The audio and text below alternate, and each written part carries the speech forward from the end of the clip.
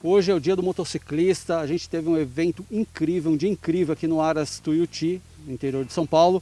E eu peguei o Alfredão aqui de soslaio para a gente poder bater um papo sobre um assunto off-topic do dia. CB 650 New Sports Café e a CBR 650R. Bater um papo, né, Alfredão, sobre manutenção preventiva em scooter. E, Alfredão, tem muita gente que está chegando no mercado hoje e que tem muita dúvida, muitas vezes não sabe o que é preciso se atentar na hora de tomar conta, tomar cuidado da sua scooter. E eu quero que você fale, que você explique quais são as preocupações fundamentais que o dono de uma scooter deve ter para que ele aproveite ao máximo do seu veículo. Legal, boa pergunta, André.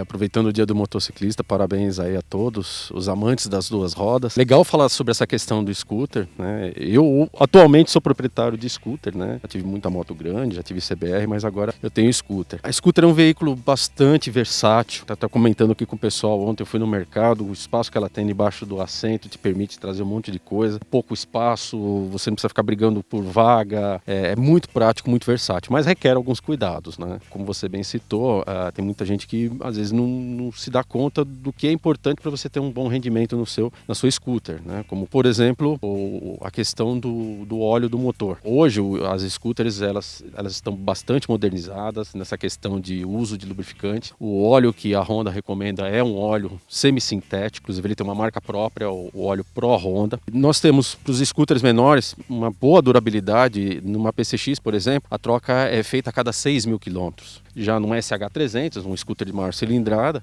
essa troca chega a ser feita a cada 12.000 quilômetros. Mas é interessante no começo, né, principalmente quando o motor está amaciando, você fazer a checagem do nível. Não é difícil, tem lá o seu lugar certinho, onde você vai colocar ela no cavalete central, deixar ela bem planinha e vai fazer a verificação do nível, principalmente nos primeiros 1.000, 2, 3 ou 4.000 quilômetros, justamente que é o período de amaciamento do motor, para ver se o nível não fica abaixo. Mas se ele nunca ficar abaixo, você não precisa trocar ele com 1.000. Você sabe que existem muitos mitos, principalmente quem é motociclista há mais tempo, que tinha as motos que usavam o antigo óleo 40 mineral, né? E acabavam trocando o óleo a cada 1.000 ou 1.500 quilômetros.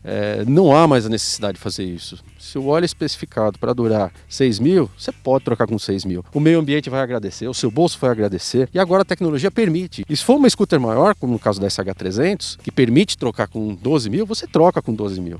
Então você pode seguir exatamente o que está lá na recomendação do manual. Você vai economizar dinheiro, o meio ambiente vai agradecer.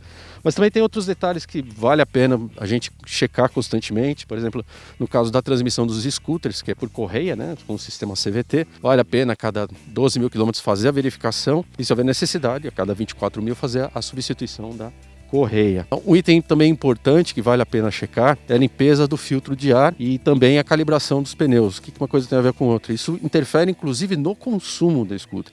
Então o filtro de ar sujo, um pouco bloqueado, aumenta o consumo, vai fazer na relação da mistura ar-combustível, você ter uma mistura um pouco mais rica, então isso vai aumentar o consumo. No caso da pressão dos pneus também, se você não mantém a calibragem ideal, por exemplo, um pneu, se ele está murcho, vamos dizer assim, ele pode aumentar o arrasto, né, na hora de você andar com a sua scooter, e aumentando esse arrasto você também aumenta o consumo de combustível. Então são itens simples, né, com checagem de limpeza de filtro, pressão dos pneus, nível do óleo e a tensão da correia, que vão fazer você ter uma grande durabilidade aí do seu scooter.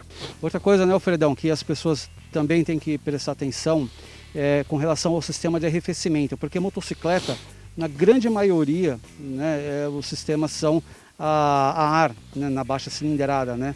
Enquanto que as scooters não. As scooters já mesas pequenas têm um sistema de arrefecimento a líquido e é muito importante também que a pessoa preste atenção a isso, né? Exato. Então, nas scooters já com motores de menor cilindrada, por exemplo, uma PCX, né, 150, SH 150, ela já tem um sistema de arrefecimento a líquido, né? É um sistema que não requer assim muita dor de cabeça, muito pelo contrário. Ele tem o que nós chamamos de vaso de expansão. Esse vaso de expansão aqui equilibra, né, as pressões internas quando o motor aquece, que a princípio com o motor em funcionamento na partida frio, o líquido não vai ainda para o radiador, ele fica circulando pelo motor até atingir a temperatura ideal. Atingiu essa temperatura, temperatura, aí a válvula termostática libera ele para o radiador. Se você tiver uma condição, né, com a motocicleta funcionando muito tempo, em velocidade reduzida ou parada, aí ele equilibra a pressão indo para o vaso de expansão. Então é lá que você verifica, quando ela está fria, você verifica nesse vaso de expansão, normalmente o líquido está um pouquinho mais baixo, mas ele não pode estar abaixo do mínimo. E lógico que depois de aquecido, aí ele vem perto do ideal. Você nunca deve mexer nesse vaso se ele não estiver abaixo do mínimo. Então somente se ele estiver abaixo do mínimo, né, que é uma condição muito difícil de acontecer, aí que você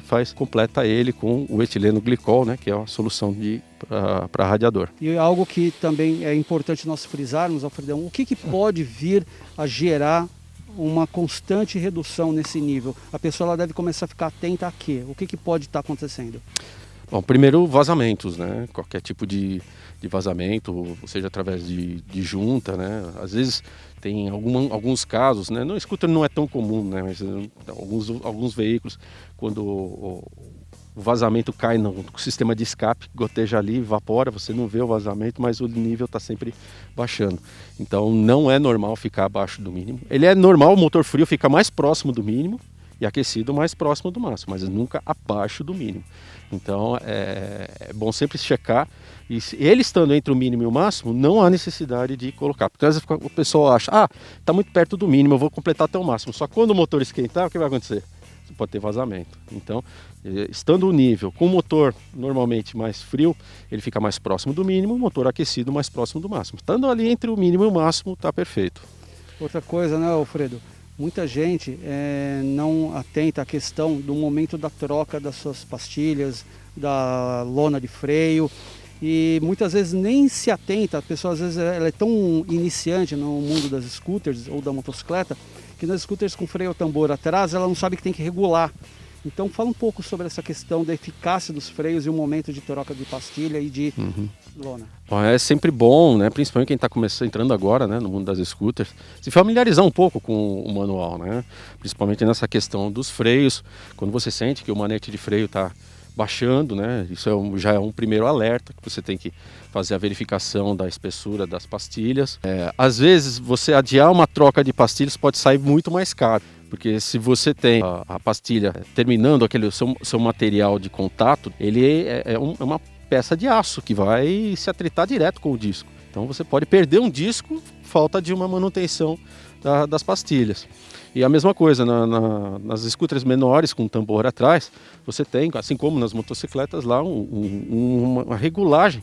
Né? É só ver pelo nível do manete, porque no caso dos scooters, freio dianteiro e freio traseiro são por manetes, né? No caso da motocicleta, o freio traseiro é por pedal, mas você sente nesse nível, né, dos manetes, né, se ele estiver um pouco abaixo, que é a hora de você fazer o ajuste para deixar ele com a folga que o manual recomenda, que é em torno de 2 centímetros de folga nos manetes.